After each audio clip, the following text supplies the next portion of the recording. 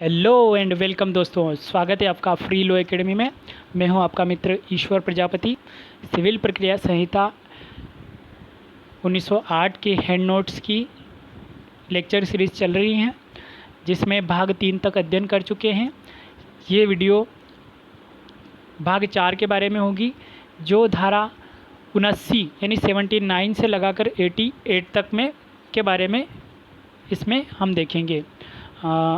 79 बात करती है सरकार द्वारा या उसके विरुद्ध वाद। सरकार द्वारा या उसके विरुद्ध वाद के बारे में आदेश 27 भी इसी के बारे में वर्णन करता है। ठीक है, आदेश 27 में भी सरकार द्वारा या उसके विरुद्ध वाद के बारे में वर्णन किया गया है, और धारा 79 में सरकार द्वारा या उसके विरुद्ध वाद के बारे में वर्णन किया गया है। तो सरकार द्वारा या उसके विरुद्ध वाद में यथास्थिति वादी या प्रतिवादी के रूप में नामित किया जाने वाला प्राधिकारी केंद्रीय सरकार द्वारा या उसके विरुद्ध वाद की दशा में भारत सरकार होगा, या किसी राज्य सरकार द्वारा या उसके विरुद्ध वाद की दशा में राज्य सरकार होगा। जब भी किसी सरकार द्वारा, चाहे वह केंद्रीय सरकार हो या राज्य सरकार द्वारा, कोई वाद संस्थित किया जाता है किसी व्यक्ति के ऊपर या किसी संस्था के ऊपर, तो वहाँ वाद में नामित किया जाने वाला व्यक्ति भारत संघ होगा यदि केंद्रीय सरकार कोई वाद संस्थित कर रही है, और यदि कोई राज्य सरकार वाद संस्थित कर रही है तो वहाँ वह राज्य होगा। जैसे मध्य प्रदेश राज्य, राजस्थान राज्य, ऐसे उस राज्य का नाम होगा वादी या प्रतिवादी के रूप में। ठीक है, तो यह 79 में सरकार द्वारा उसके विरुद्ध वाद की दशा में नामित किए जाने वाले प्राधिकारी का वर्णन करते हैं। 80 सूचना के बारे में बात करती हैं कि जब भी सरकार के विरुद्ध या कोई वाद संस्थित किया जाता है, लोक अधिकारी द्वारा किए गए कार्य के लिए उसके विरुद्ध वाद तब तक संस्थित नहीं किया जाएगा जब तक कि वाद हेतु का वादी का नाम, वर्णन, निवास स्थान का और जिस अनुतोष का वह दावा करता है उसका कथन करने वाली लिखित सूचना। ठीक है, जब भी सरकार के विरुद्ध कोई वाद संस्थित किया जाता है तब उस वाद संस्थित करने से पूर्व उसे इस बात की सूचना देनी होगी, और सूचना में वादी का नाम, वर्णन और वह उसका निवास स्थान और वह जिस अनुतोष का दावा करता है उस अनुतोष का लिखित सूचना लोक प्राधिकारी को देगा। और यदि केंद्रीय सरकार के विरुद्ध रेल से संबंधित वाद की से संबंधित नहीं है तो सरकार के सचिव को देगा, और जहां वाद केंद्रीय सरकार के विरुद्ध रेल से संबंधित है वहां रेल के प्रधान प्रबंधक को उसकी सूचना देगा। ठीक है, और किसी राज्य सरकार के विरुद्ध वाद की दशा में उस सरकार के सचिव को या जिले के कलेक्टर को वाद संस्थित करने से पूर्व सूचना देनी होगी या परिदत्त करनी होगी। जब परिदत्त किए जाने या उसके कार्यालय में छोड़े जाने के और लोक अधिकारी की दशा में उसे परिदत्त किए जाने या उसके कार्यालय में छोड़े जाने के पश्चात कितना 2 माह का अवसान, जब तक सूचना देने के 2 माह जब तक न बीत जाए तब तक वाद संस्थित न किया जाएगा। तो 2 माह का अवसान हो गया हो और वाद पत्र में यह कथन अंतर्विष्ट होगा कि ऐसी सूचना ऐसे परिदत्त कर दी गई है या छोड़ दी गई हैं। उपधारा 2 बात करती है कि लोक अधिकारी के विरुद्ध कोई अत्यावश्यक या तुरंत अनुतोष अभिप्राप्त करने के लिए कोई वाद न्यायालय की इजाज़त से उपधारा 1 द्वारा यथा अपेक्षित किसी सूचना की तामील किए बिना भी संस्थित किया जा सकता है।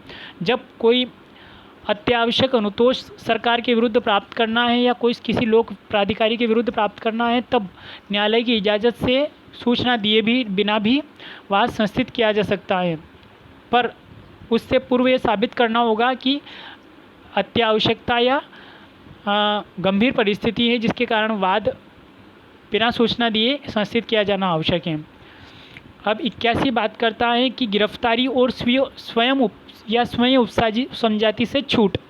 जब ऐसे किसी भी कार्य के लिए जो लोक अधिकारी द्वारा उसकी पदीय हैसियत में किया गया तात्पर्य है उसके विरुद्ध संस्थित किए गए वाद में डिक्री के निष्पादन में से अन्यथा न तो गिरफ्तार किए जाने का दायित्व प्रतिवादी पर और न कुर्क किए जाने का दायित्व उसकी संपत्ति पर होगा, तथा जहां न्यायालय का समाधान हो जाता है कि प्रतिवादी लोक सेवा का अपकार किए बिना अपने कर्तव्य से अनुपस्थित नहीं हो सकता है, वहाँ उसे स्वयं संजाति से भी छूट दे सकेगा।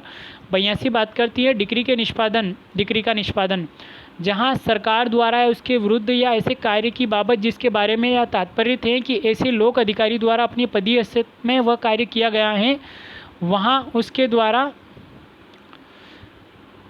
द्वारा या उसके विरुद्ध किसी वाद की दशा में यथास्थिति भारतीय या किसी राज्य या लोक अधिकारी के विरुद्ध डिक्री पारित की जाती है, वहाँ ऐसी डिक्री उपधारा 2 के उपबंधों के अनुसार ही निष्पादित की जाएगी, अन्यथा नहीं। ऐसी किसी डिक्री की तारीख के संगणित 3 मास की अवधि तक डिक्री की तुष्टि न होने पर ही डिक्री के निष्पादन का आदेश निकाला जाएगा। जब किसी सरकार के प्राधिकारी के विरुद्ध कोई डिक्री पारित कर दी जाती है, तब डिक्री पारित करने के 3 माह तक उसका यदि निष्पादन नहीं होता है, तभी उसके निष्पादन के लिए आदेश निकाला जाएगा। 3 माह से पूर्व कोई आदेश नहीं निकाला जाएगा। और सूचना 2 माह की देनी, वाद संस्थित करने से पूर्व 2 माह की सूचना, और डिक्री के निष्पादन के लिए आवेदन करने से पूर्व 3 माह का इंतजार करना होगा, तभी डिक्री का निष्पादन के लिए आवेदन किया जाएगा।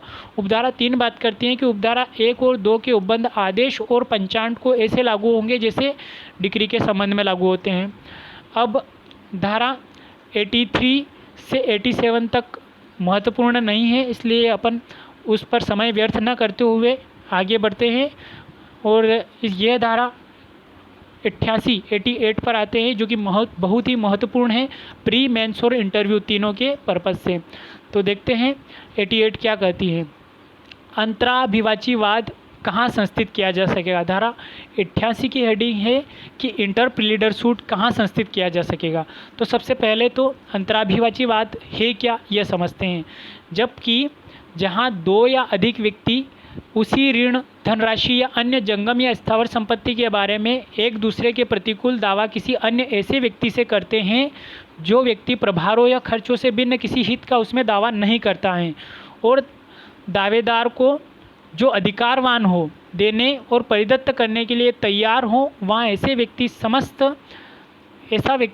समस्त दावेदारों के विरुद्ध अंतराभिवाची वाद उस व्यक्ति के बारे में जिसे संदाय या परिधान किया जाना है अभिनिश्चित करने के लिए संस्थित कर सकता है। तो अंतराभिवाची वाद में जबकि 2 या 2 से अधिक व्यक्ति, मान लो ए और बी, किसी ऐसी वस्तु के लिए किसी अन्य व्यक्ति से दावा करते हैं जो उसमें प्रभारों या खर्चों के अलावा किसी का भी उसका हित नहीं है। मान लो कि एक ही ऋण, धनराशि या किसी भी जंगम या स्थावर संपत्ति के बारे में ए और बी दोनों सी पर दावा कर रहे हैं जो सी को मिली हैं, तब यह सी इसके अधिकारवान दावेदार को अभिनिश्चित करने और परिदत्त करने के लिए अंतराभिवाची वाद संस्थित कर सकेगा। इसी के बारे में वर्णन 88 में किया गया है। और विनिश्चय अभिप्राप्त करने और अपने लिए परित्राण, ठीक है, क्या विनिश्चय अभिप्राप्त करने के लिए कि उसका हकदार कौन है, और अपने लिए परित्राण प्राप्त करने के प्रयोजन से अंतराभिवाची वाद संस्थित कर सकेगा। परंतु जहां ऐसा कोई वाद लंबित है, पहले से ही कोई वाद उन वादियों में से या प्रतिवादियों में से किसी ने संस्थित कर रहा है जिसमें सभी पक्षकारों के अधिकारों का उचित रूप से क्या हो सकता है, विनिश्चय हो सकता है, वहां अंतराभिवाची वाद संस्थित नहीं किया जाएगा। अंतराभिवाची वाद के बारे में आदेश 85 भी इसी के बारे में वर्णन करता है। आदेश 35 आदेश 35 में भी अंतराभिवाची वाद के बारे में वर्णन किया गया है। तो अंतराभिवाची वाद के वादपत्र में क्या क्या चीज़ें का वर्णन होगा, ये नियम 1 आदेश 35 नियम 1 में इसके बारे में वर्णन किया गया है अंतराभिवाची वाद का वादपत्र। तो प्रभारों और खर्चों के सिवा वादी का विवाद की विषय वस्तु में कोई हित नहीं है, यह बात वादपत्र में वर्णित की जाएगी। और प्रतिवादियों द्वारा कौन कौन से प्रत्यक्षतः दावे किए गए हैं वो भी वादी द्वारा अपने अंतराभिवाची वाद में वर्णित किया जाएगा। और पक्षकारों के बीच कोई दुर्भी संधि नहीं है, यह भी अंतराभिवाची वाद के वादपत्र में वर्णन किया जाएगा। नियम 2 बात करता है आदेश 35 नियम 2 दावाकृत चीज़ का न्यायालय में जमा किया जाना। नियम 3 बात करता है प्रतिवादी प्रक्रिया, जहां प्रतिवादी वादी पर वाद चला रहा है। नियम 4 बात करता है कि पहली सुनवाई में प्रक्रिया। नियम 5 बात करता है अभिकर्ता और अभिधारी अंतराभिवाची वाद संस्थित नहीं कर सकते हैं। तो इस प्रकार भाग 4 का अपनों ने अध्ययन किया, जिसमें सरकार द्वारा धारा 79 में अपनों ने देखा सरकार द्वारा है उसके विरुद्ध वाद, 80 में सूचना, 81 में गिरफ्तारी और निष्पादन के बारे में प्रावधान 82 में भी, और इसके बाद 88 जो अंतराभिवाची वाद के बारे में प्रावधान करता है। और आदेश 27 भी सरकार के विरुद्ध वाद या सरकार द्वारा उसके विरुद्धवाद की दशा में प्रावधान करता है, और आदेश 35वीं अंतराभिवाचीवाद के बारे में प्रावधान करता है। तो इस प्रकार भाग 4 का अपनों ने जो आवश्यक है, महत्वपूर्ण है, उसका अध्ययन किया है। इसके अलावा कोई आवश्यक नहीं है, इसलिए मैंने यहाँ पर उसका जिक्र करना आवश्यक नहीं समझा है। तो बहुत बहुत धन्यवाद दोस्तों आपको वीडियो देखने के लिए। हमारे वीडियो को लाइक और शेयर करें और चैनल को सब्सक्राइब करें ताकि, और बेल आइकन पर क्लिक करें ताकि नए वीडियो के नोटिफिकेशन आपको तुरंत मिल सकें। धन्यवाद।